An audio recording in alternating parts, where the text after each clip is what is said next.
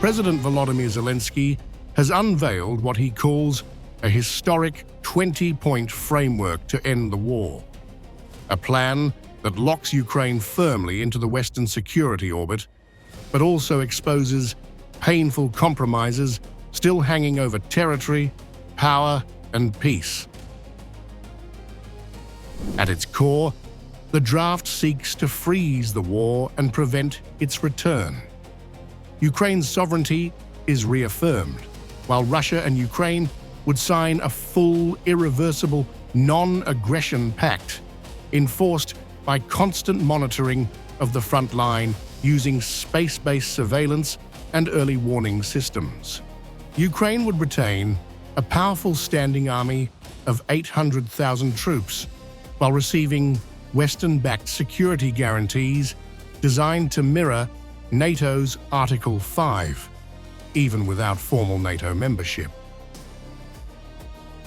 The framework also demands legal and political concessions from Moscow. Russia would be required to enshrine non-aggression toward Ukraine and Europe into its domestic law, including ratification by an overwhelming majority in the State Duma. In return, Ukraine would move decisively westward, securing privileged, short-term access to EU markets and a guaranteed path toward European Union membership at a defined future date. Economically, the scale is unprecedented. Zelensky says the plan includes a global development package and the creation of multiple funds aimed at rebuilding Ukraine's shattered economy, restoring destroyed regions, and addressing humanitarian fallout. With a staggering target of $800 billion raised through grants, debt, equity, and private investment, Ukraine would also fast-track a free trade agreement with the United States, tying its post-war recovery directly to Washington and Brussels. The document also enters one of the most dangerous areas of the war: nuclear security. Ukraine would remain a nuclear-free state under the Non-Proliferation Treaty, while the Zaporizhzhia nuclear power plant would be jointly operated by Ukraine, the United States, and Russia, a proposal Kyiv admits remains deeply sensitive and unresolved. Beyond security, the plan calls for education reforms promoting tolerance, minority language protection, and EU-aligned standards on religious freedom. The most explosive issue remains territory. The draft outlines competing options: either freezing the current troop positions in Donetsk, Luhansk, Zaporizhzhia, and Kherson as a de facto contact line under international control, or creating a demilitarized free economic zone in Donbas, potentially subject to a nationwide referendum.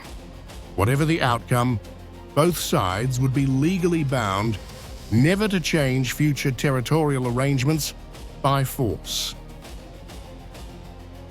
On trade and transport, Russia would be barred from blocking Ukraine's access to the Dnieper River and the Black Sea, with freedom of navigation guaranteed through separate maritime agreements.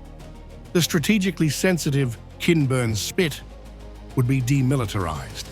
A humanitarian committee would oversee the exchange of all remaining prisoners of war, civilian detainees, hostages, political prisoners, and children held since 2014.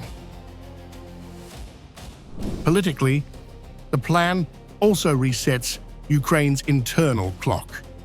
Zelensky says national elections must be held as soon as possible after the agreement is signed, marking a return to full democratic processes after years of martial law.